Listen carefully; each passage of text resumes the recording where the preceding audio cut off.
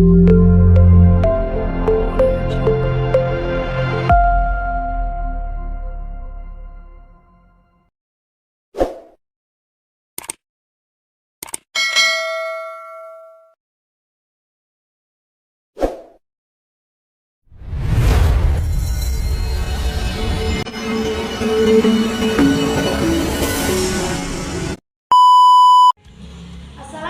warahmatullahi wabarakatuh.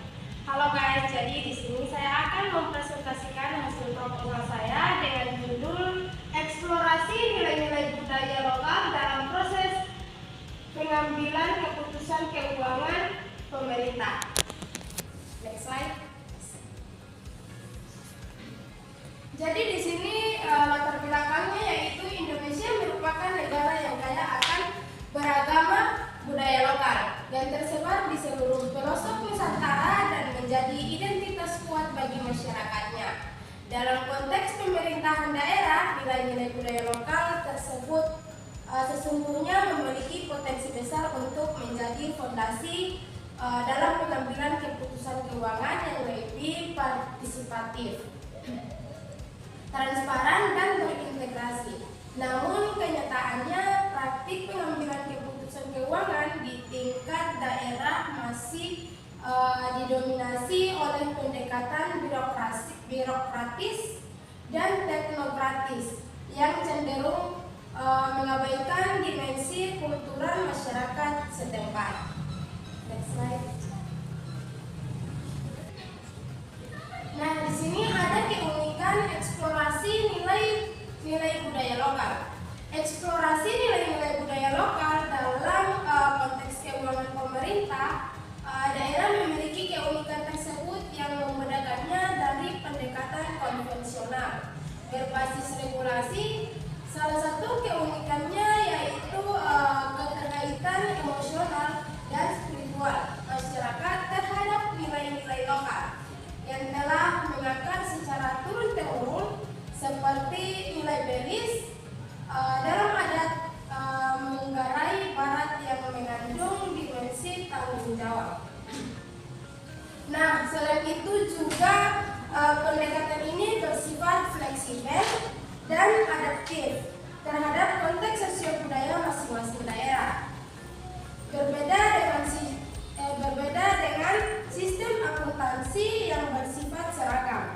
Nilai-nilai lokal seperti Tabe dan Abulo Sibatang menawarkan pendekatan debitatif dalam proses pengambilan keputusan, termasuk dalam alokasi anggaran, musyawarah pembangunan hingga pengawasan sosial. Ini juga memberikan ruang partisipasi yang lebih luas kepada masyarakat dalam proses kebijakan, sekaligus memperkuat legitimasi keputusan yang diambil. Keunikan lainnya adalah keterpaduan antara nilai etik, sosial, dan religius yang menyatu dalam sistem budaya lokal. Nah, teknik terakhir dari nilai budaya lokal tidak hanya bersifat normatif, tetapi dapat dioperasionalkan dalam format anggaran berbasis komunitas, di mana alokasi dan monitoring anggaran dilakukan berbasis nilai gotong royong dan musyawarah warga. Pendekatan ini juga berpotensi besar dalam mengatasi defisit kepercayaan masyarakat terhadap pemerintah dan meningkatkan efektivitas pengelolaan keuangan daerah. Di sini juga ada dialektika dengan pendekatan blended finance, yaitu merupakan model yang menekankan sinergi antara sektor publik dan swasta untuk membiayai pembangunan dengan asumsi bahwa kolaborasi lintas sektor maupun mendorong efisiensi dan percepatan pencapaian tujuan pembangunan. Jadi ini sebaliknya eksplorasi nilai-nilai budaya lokal menawarkan pendekatan yang lebih holistik dan terstruktur kuat dalam konteks sosial masyarakat. Dalam kasus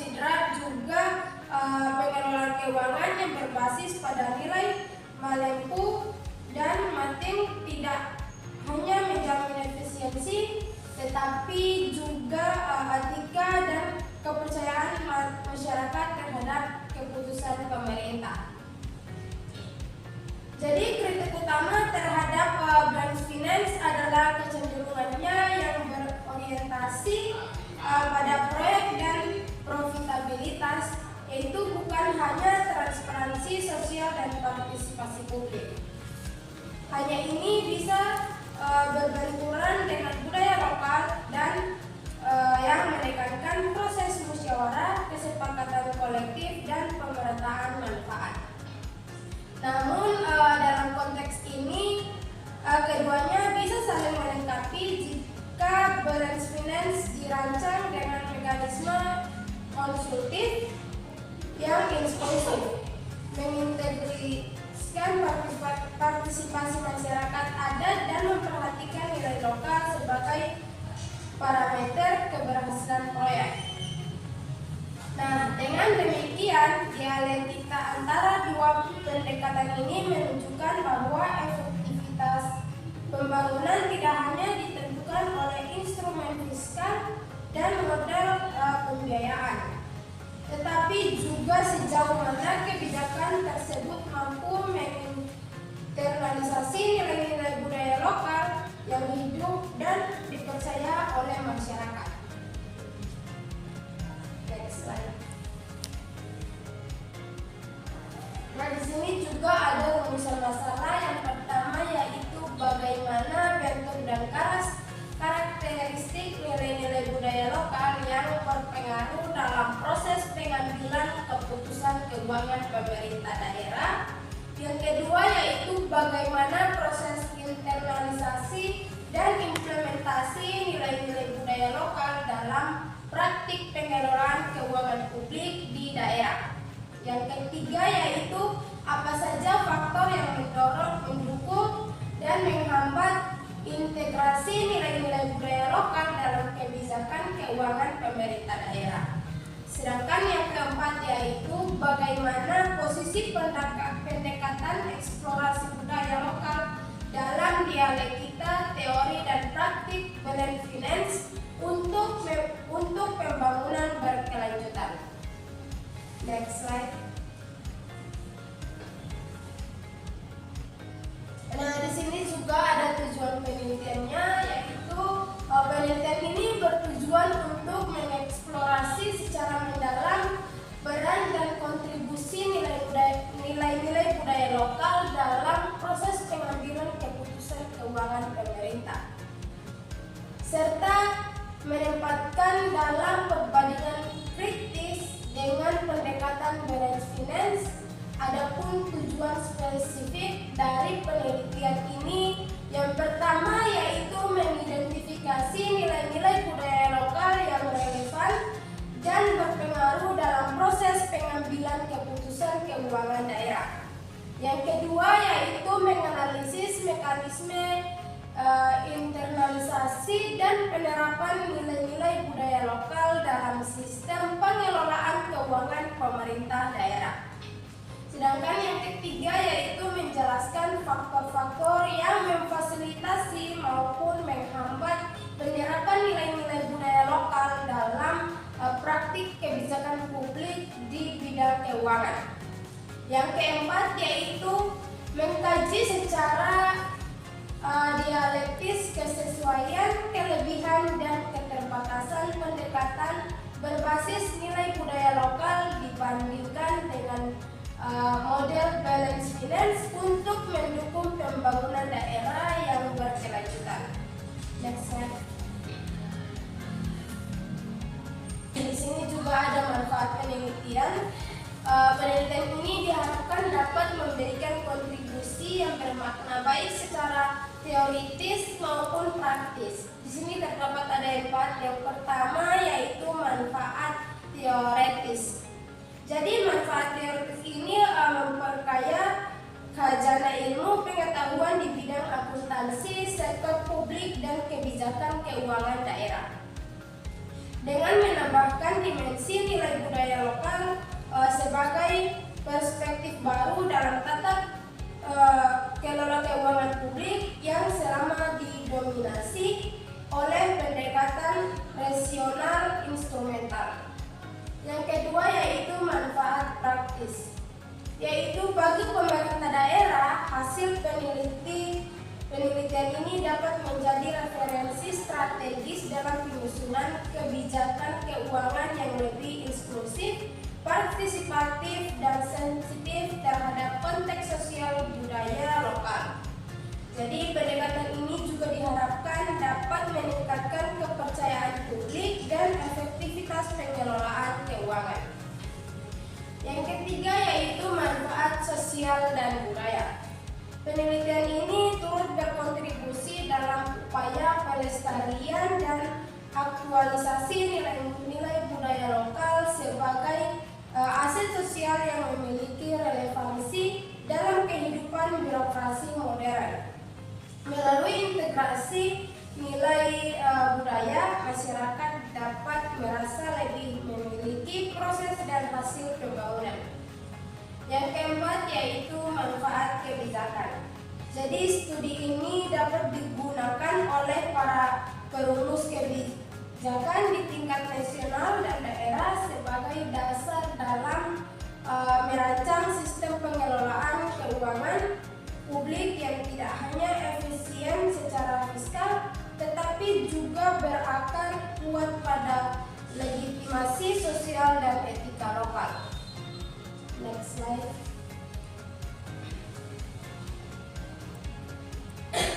Baik, selanjutnya di sini ada teori-teori yang relevan dengan metode etnografi, yaitu metode etnografi ini berasal dari tradisi ilmu antropologi dan sosiologi yang fokus pada pemahaman mendalam terhadap kebudayaan, praktik sosial, dan makna simbolik yang dibentuk oleh komunitas tertentu.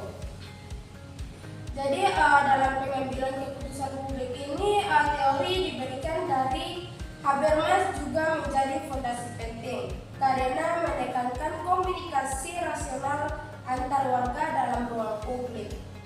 Selanjutnya, teori ini menyatakan bahwa institusi publik tidak hanya dibentuk oleh informal, nilai budaya, dan kebiasaan sosial. Maka pendekatan etnografi memberikan kontribusi dalam memahami dimensi-dimensi informal yang memengaruhi keputusan keuangan publik. Dalam konteks pengambilan keputusan keuangan daerah, metode etnografi memungkinkan peneliti untuk menangkap bagaimana aktor-aktor lokal seperti kepala desa, bendahara, atau tokoh adat memahami dan melaksanakan peran mereka berdasarkan nilai-nilai budaya setempat. Sementara itu juga pendekatan grounded theory yang banyak digunakan dalam tradisi etnografi juga menekankan pentingnya membangun teori dari bawah ke atas berdasarkan data yang dikumpulkan dari lapangan secara sistematis. Metode ini membantu peneliti tidak sekadar menguji teori yang sudah ada, tetapi mengembangkan teori baru berdasarkan praktik budaya dan pengambilan keputusan yang diamati di komunitas lokal. Jadi dalam studi kebijakan publik juga pendekatan etnografi juga berkaitan erat dengan teori governance lokal. Pendekatan ini tidak hanya melihat kebijakan sebagai dokumen normatif, tetapi sebagai praktik sosial yang dipengaruhi oleh budaya kekuasaan. Nah, yang kedua yaitu perkembangan metode etnografi.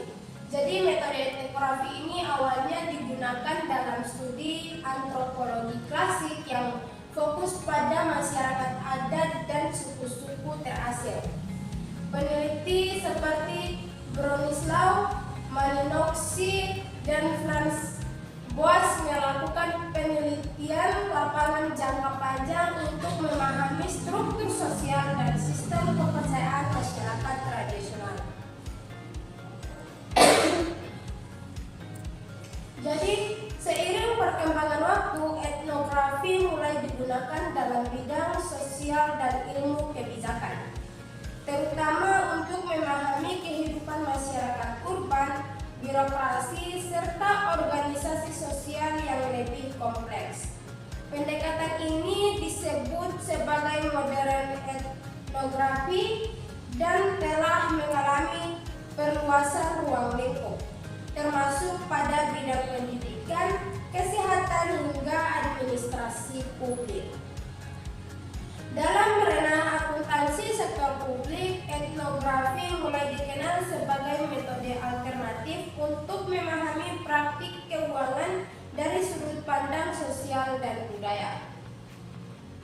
Etnografi juga mulai diterapkan dalam riset kebijakan publik partisipatif, di mana masyarakat lokal bukan hanya menjadi objek tetapi juga subjek penelitian.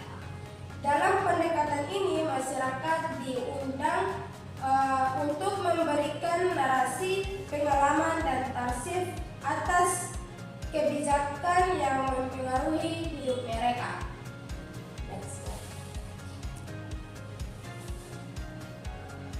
Yang keempat, ketiga yaitu tinjauan literatur terkait metode etnografi. Jadi yang ketiga yaitu tinjauan literatur terkait metode etnografi. Literatur mengenai metode etnografi dalam konteks pengambilan keputusan publik menunjukkan bahwa pendekatan ini memberikan keunggulan dalam menangkap dimensi nilai, norma, dan praktik sosial yang tidak terlihat oleh pendekatan kuantitatif. Yang keempat yaitu penelitian sebelumnya tentang metode fenomenologi dalam eksplorasi nilai budaya lokal. Jadi metode fenomenologi ini memiliki pendekatan dengan etnografi karena keduanya berupaya memiliki pengalaman subjektif dan makna dari perspektif aktor sosial. Namun fenomenologi juga lebih menekankan kepada esensi pengalaman personal dan refleksi mendalam terhadap kesadaran individu dalam merespons fenomena tertentu. Next slide.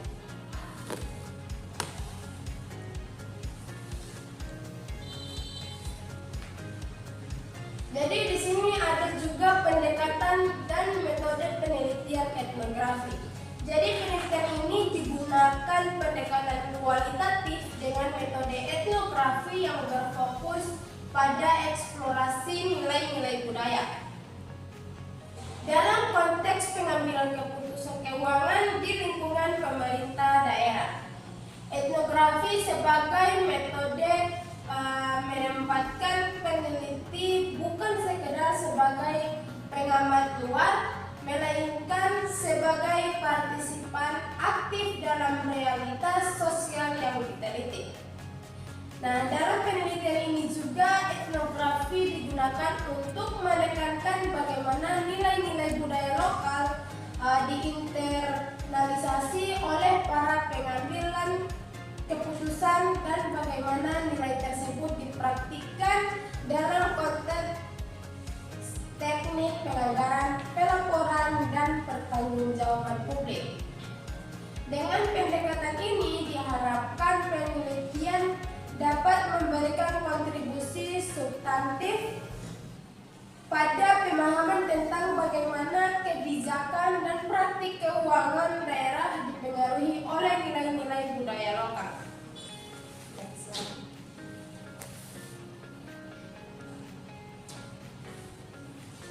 Sekarang masuk pada teknik pengumpulan data dalam etnografi. Pengumpulan data dilakukan melalui keterlibatan langsung peneliti di dalam komunitas yang diteliti. Jadi teknik utama yang digunakan meliputi observasi, partisipatif, wawancara mendalam, studi dokumen, serta catatan lapangan. Wawancara mendalam dilakukan dengan informasi kunci seperti kepala desa, pejabat keuangan daerah, tokoh adat, dan tokoh masyarakat.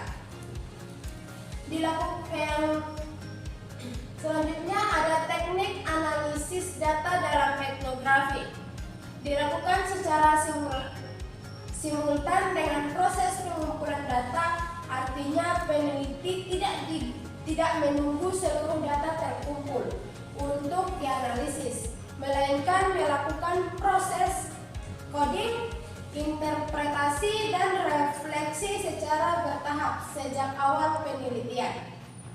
Tahap awal analisis dilakukan dengan cara menyusun domain analisis, yaitu mengelompokkan makna-makna sosial berdasarkan tema atau kategori yang muncul dalam wawancara, observasi, dan dokumen.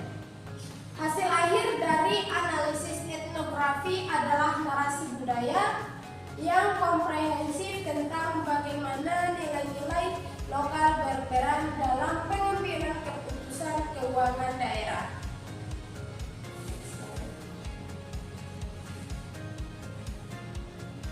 Di sini juga terdapat deskripsi tekstual dan struktural serta sintesis dalam etnografi. Dalam metode etnografi, hasil analisis tidak hanya disajikan dalam bentuk temuan tematik, tetapi juga dalam bentuk deskripsi tekstual dan struktural yang menyeluruh. Deskripsi tekstual dalam penelitian ini misalnya akan menggambarkan bagaimana sebuah musyawarah desa berlangsung, bagaimana tokoh masyarakat menyampaikan nilai melaku, atau bagaimana bendahara desa menjelaskan akuntabilitas melalui prinsip Mapasitinaja. Narasi-narasi ini menjadi cermin dari sistem nilai yang hidup di tengah masyarakat dan sangat kontekstual. Next slide. Baik, itulah sedikit pemaparan penjelasan dari saya. Wassalamualaikum warahmatullahi wabarakatuh.